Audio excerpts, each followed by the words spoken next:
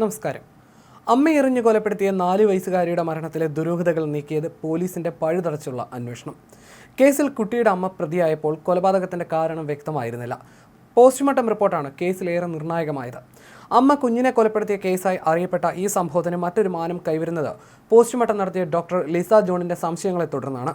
Ernakulam medical കോളേജിലെ forensic ഡോക്ടറാണ് doctor Lisa John. ഈ മുതിർന്ന ഡോക്ടറുടെ നിഗമനങ്ങൾ മനസ്സിലാക്കി പിന്നീട് പോലീസ് പീഡന കേസിലെ പ്രതിക്കായി അതീവ രഹസ്യമായാണ് നീക്കങ്ങൾ നടത്തിയത്. പ്രതിയെ കൂടാതെ മറ്റ് 2 പേരെ കൂടി പോലീസ് ചോദ്യം ചെയ്തിരുന്നു. ഇവരിൽ നിന്നുൾപ്പെടെ പ്രതിയിലേക്ക് എത്താനുള്ള കൃത്യമായ സൂചനകൾ ലഭിച്ചു. 8 മണിക്കൂർ നീണ്ട ചോദ്യം ചെയ്യലിനൊടുവിൽ പ്രതി നിൽക്കക്കള്ളിയില്ലാതെ കുറ്റം സമ്മതിക്കുകയായിരുന്നു.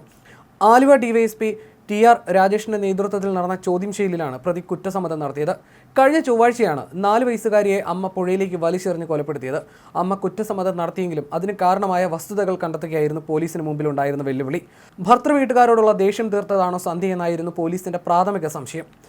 ആലുവ ഡിവൈഎസ്പി TR രാജേഷിന്റെ നേതൃത്വത്തിലായിരുന്നു അന്വേഷണം. കുടുംബ പ്രശ്നം മൂലമുണ്ടായ മാനസിക സമ്മർദ്ദമാണ് കുറ്റകൃത്യത്തിന് കാരണമെന്ന് അമ്മ പോലീസിനോട് സമ്മതിച്ചിരുന്നു. എന്നാൽ പോസ്റ്റ്മോർട്ടം റിപ്പോർട്ട് പുറത്തു വന്നതോടെയായിരുന്നു കേസിൽ നിർണായക വിവരങ്ങൾ പുറത്തു വന്നത്. കുട്ടിയുടേത് മുങ്ങിമരണമെന്നായിരുന്നു പോസ്റ്റ്മോർട്ടം റിപ്പോർട്ട്. എന്നാൽ കുട്ടിയുടെ ശരീരത്തിലുണ്ടായിരുന്ന പാടുകൾ സംശയം ജനിപ്പിച്ചിരുന്നു. ഈ പാടുകളാണ് കുട്ടി പീഡനത്തിനിരയായി എന്ന സൂചനകൾ നൽകിയത്. ഒടുവിൽ കുട്ടി പലതവണ പീഡനത്തിനിരയായി എന്ന് തെളിഞ്ഞു. പീഡന വിവരത്തെപ്പറ്റി അമ്മയ്ക്ക് അറിയാമായിരുന്നു. എന്നാൽ അച്ഛൻ ഇതിനെപ്പറ്റി അറിയില്ലായിരുന്നു എന്നാണ് പോലീസിനോട് പറഞ്ഞിരുന്നത്. കുഞ്ഞിനോട് പിതൃ സഹോദരൻ അമിത വാത്സല്യം കാണിച്ചിരുന്നത് അമ്മയ്ക്ക് താല്പര്യമില്ലായിരുന്നുവെന്ന് വാർഡ് മെമ്പർ വെളിപ്പെടുത്തിയിരുന്നു. കുട്ടി പീഡനത്തിനിരയായി എന്ന് തെളിഞ്ഞതോടെയാണ് പിതൃ സഹോദരനിലേക്ക് അന്വേഷണം എത്തിയത്.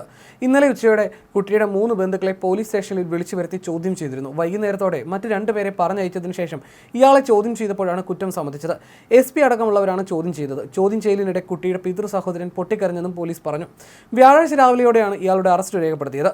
സംഭവത്തിൽ അമ്മയെ കൂടുതൽ ചോദ്യം ചെയ്യലിനായി പോലീസ് കസ്റ്റഡിയിൽ വാങ്ങും. ഇതിനായി ചെങ്ങമനാട് പോലീസ് കോടതിയിൽ അപേക്ഷ നൽകും.